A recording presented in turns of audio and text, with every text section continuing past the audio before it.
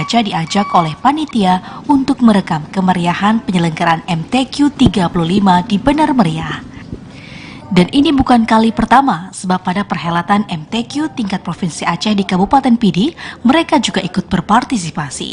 Meski kali ini hanya diikuti oleh 6 orang pensketsa, namun keberadaan mereka di tengah venue utama ternyata menarik perhatian masyarakat yang datang ke lokasi ini.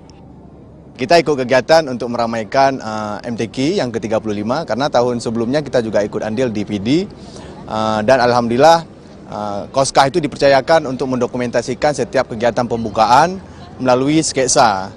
Nah, jadi alhamdulillah di kegiatan sebelumnya sukses dan di tahun ini kita juga diikut sertakan kembali untuk mendokumentasikan pembukaan khususnya dan juga kegiatan-kegiatan yang ada di MTQ di Benar Meriah ini. Selama ini Koskah memang kerap mensketsa bangunan di Aceh. Bagi mereka, cara ini untuk menyimpan jejak sejarah selain dengan mendokumentasi dalam bentuk foto.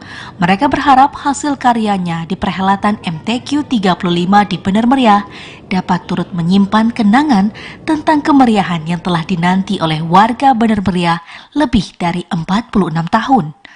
Dari Benar Meriah, Ariel Kahari dan Saiful, TVRI Aceh melaporkan.